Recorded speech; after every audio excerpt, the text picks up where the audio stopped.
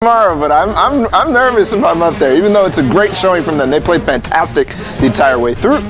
So, one thing I certainly want to note here is the spread from the top two actually starts to get pretty significant. Like Innocence and Assault are kind of like in spitting distance of it, as well as Vivid 72, Roat and Blue Tea being up there. But like once you start dropping off, like it's a little more difficult for the lower half of the lobby. But also big shout out to Excels and Exulting, two controller players we've seen before throwing up a number of elims, but also the elim spread not quite that large a difference. The lowest one you see up there was actually Excels and Exulting, but they had the 3 victory royales to bump them up. Roat and Blue Tea sitting there at 4, and then you have 60, 79. I gotta talk about Demo and Bizzle, 72 and Vivid, kind of the old guard, the very, very successful throughout the summer skirmish, the fall skirmish, all the LAN events the entire time. They placed top 50, both, actually all 3 of these teams placed both weeks top 50, both times. So maybe it's their time. They gotta have those pop-off games. They've gotta rack those elims up tomorrow. They really have to.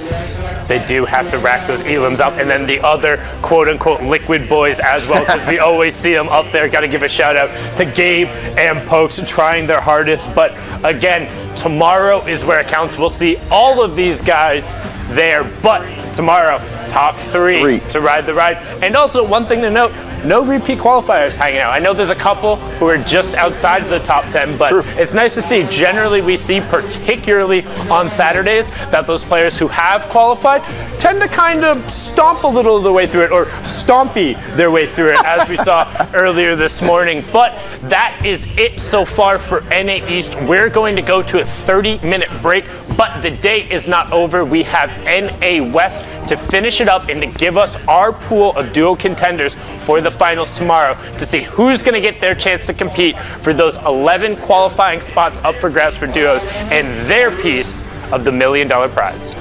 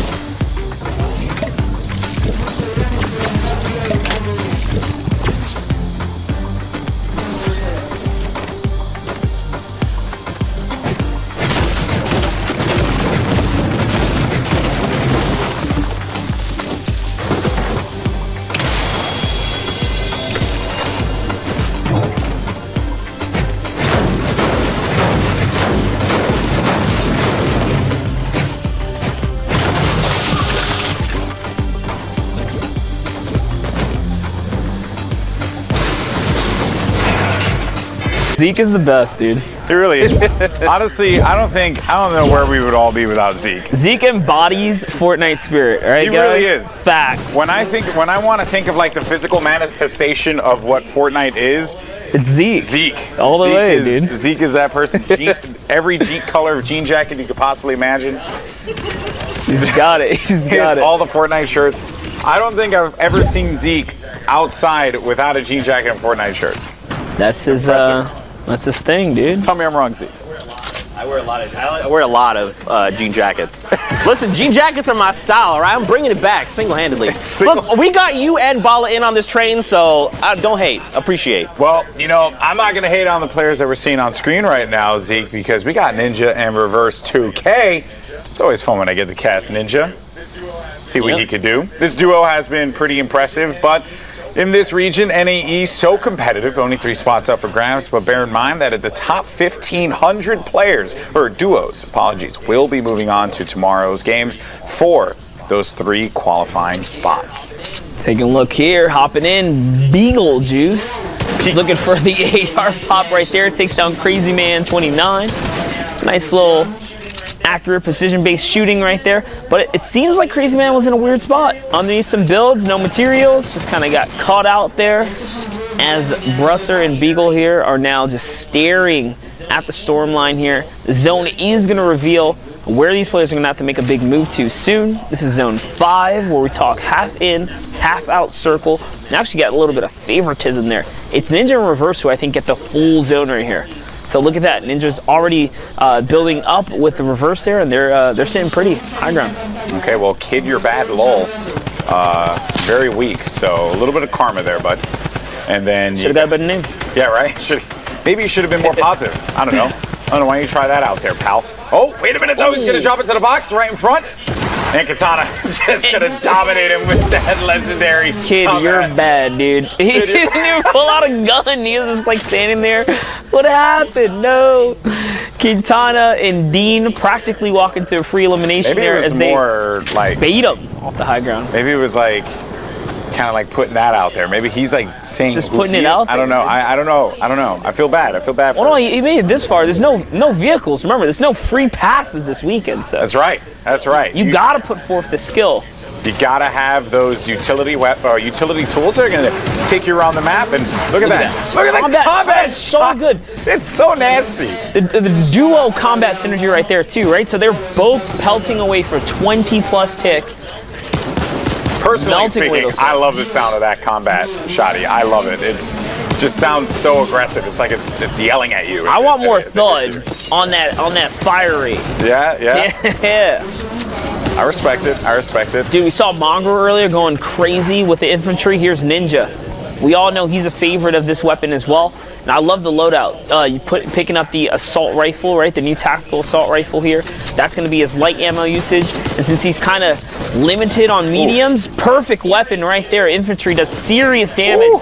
Oh boy, these guys are just melting players on the zone right there. Elijah, Chaz, they all get melted by Ninja.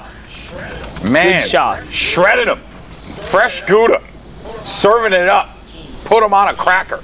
Cheese. Easy. Cheese, guys. Cheese. In case you don't know what that is. Maybe you are uncultured swine that likes no pulp beverages. Oh. You gotta have the Gouda. But that was infantry rifle 101 right there. Very, very good weapon to use. Especially at this point in the game. And I think where the advantage for Ninja is going to be when he switches out to that tactical assault rifle, the new weapon that was just added to the game. He's going to be able to provide that mid-range support. And look at this, just tagging him and bagging him, baby. And notice that he knows exactly what he wants to do, right?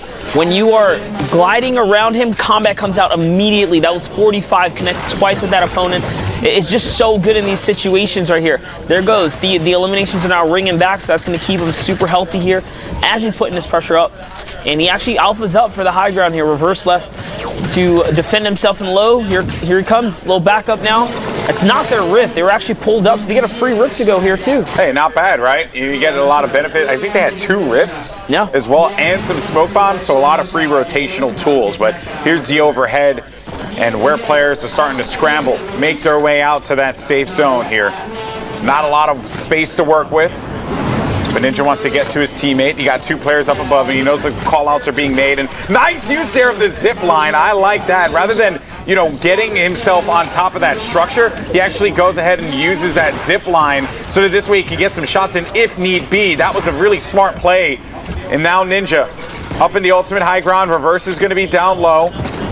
And you know what? Something else to note on, the tactical AR actually also doesn't have damage drop off on structure. So notice Ninja's able to dominate players from the high ground using that weapon as well, because it can break all the builds as you're trying to get up to him. So the only weapon in the game that takes light ammo that can actually pressure builds the way the compact SMG used to be able to do in the past. So it actually has more uses than people think. It just basically acts like a full range AR, but with light ammunition. Very powerful weapon, and you're going to start to see players like Ninja, some of the best players in the game, utilize them. They are dominating this lobby here, Monster. They're sitting at 17 eliminations. You're going to have just shy of the top 5 duos remaining in here, but they have the ultimate high ground. And that's exactly what I'm talking about. Ninja's just using the tactical assault to just punch through all the builds. It can do that kind of pressure. You don't think it could, but it could. And there goes Reverse 2K, picks up a big elimination there. Combat damage can travel down range here. All he has to do is point and click, and the damage will carry through. This is looking like a fantastic game here for Ninja Reverse 2K. They're simply just going to have to keep this momentum going. A knockdown onto Spook. You're going to have Ethics as well as Leroy Brown and Project are going to be down low. Project trying to protect himself, trying to tarp out. Ninja, ultimate high ground, reverse 2K over in the mid. And they're playing this one beautifully here, Monster. They know exactly where these players are going to be located, and they're looking like they're going to end this one if it keeps going like this. The pressure's coming in from Ninja. He's using that tactical assault rifle. Leroy Brown's going to be in a world of hurt. You're out of here. One player left alive, and it's going to be Project. Project going to be trapped outside. Get tagged up down low, and that should be a GG. Very well done by Ninja and reverse 2K. They didn't stand a chance against this duo right here. Even with the split up attention reverse on another layer, Ninja just keeping it nice and textbook all the way up there, getting some good pressure down. That was like perfect loadout for the situation too. Yeah. It just worked out so perfectly for them. Textbook endgame for those two right there. That's what you need to qualify for New York City.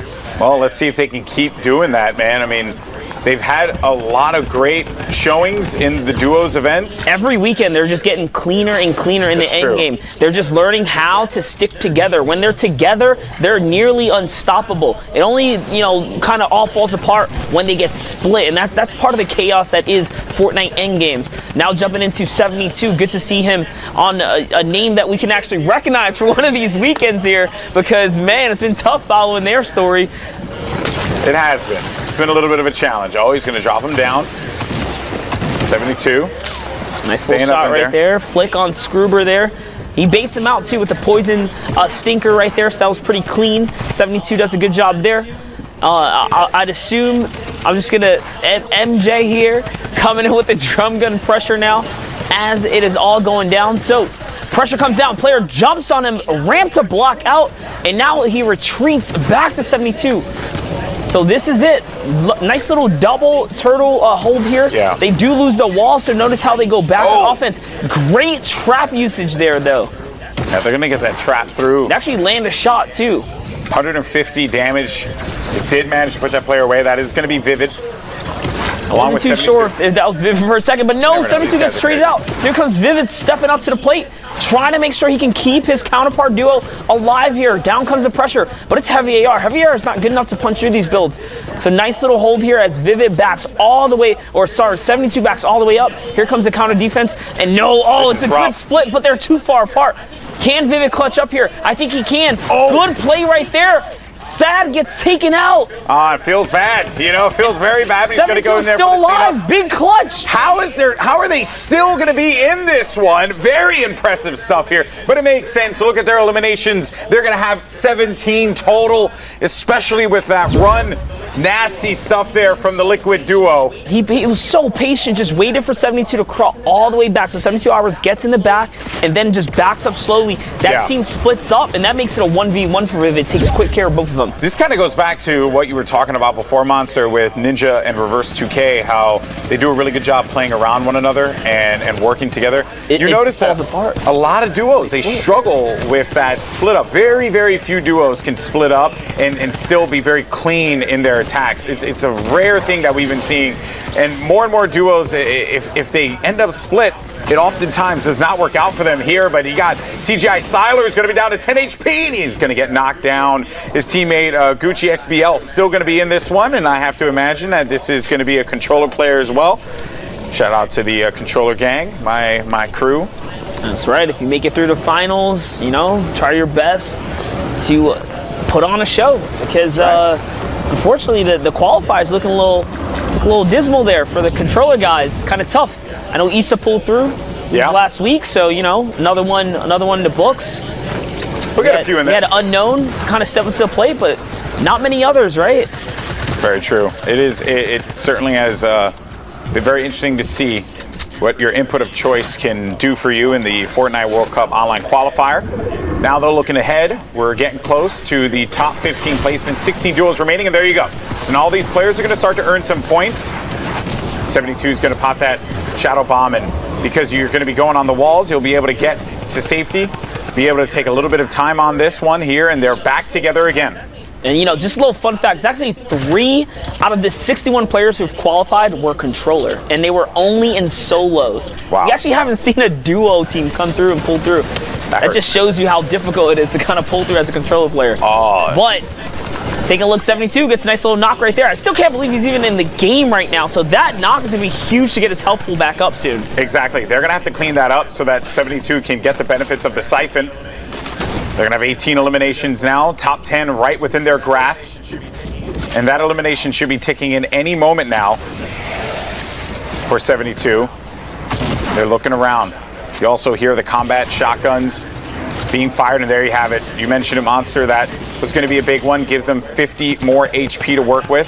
Yep, that puts them right back in the game. Here comes the SMG pressure. Suppressed SMG, underrated for these box battles. Sometimes it can be so hard to listen and catch the audio cues, especially when someone's using suppressed weapons in close quarter. Now that we no longer have the suppressed AR, because that was removed from the pool selection here, it's very, very tough to find yourself a good weapon to use in close quarter. Also here comes very high Vivid. fire rate as well. Bear that in mind, but they're going to charge on in. This player's going to be in the box. He's going to take out the harvesting tool. That's very ambitious. He's going to disengage and drop down as that player goes to the low ground there.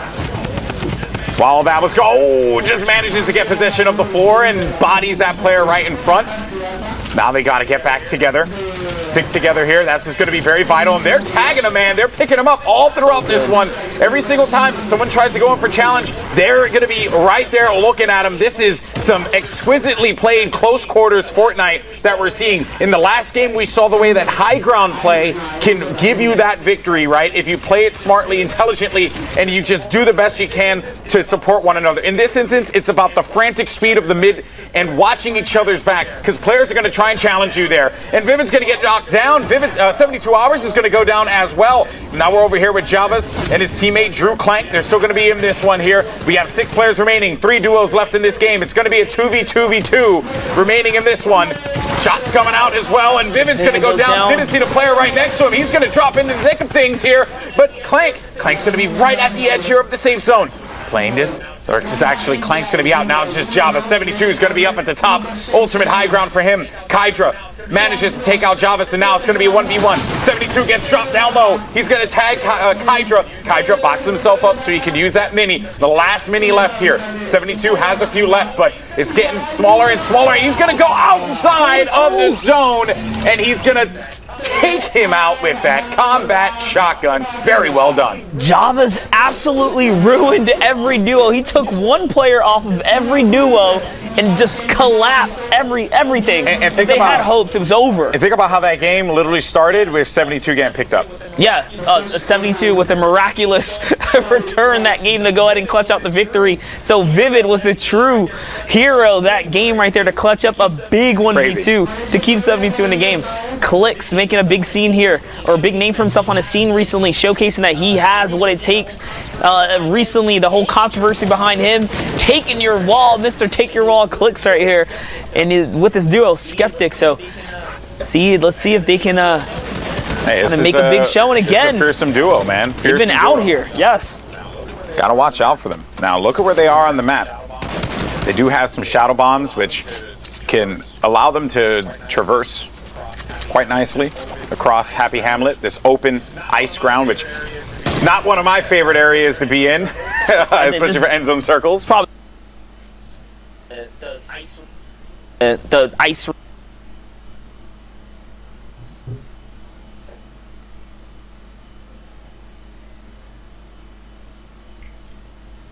Vamos a dejar 20 minutos de ayuda al momento por nuestros personajes.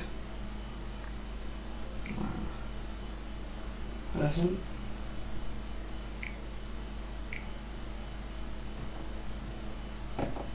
Un momento, estoy en la hoja.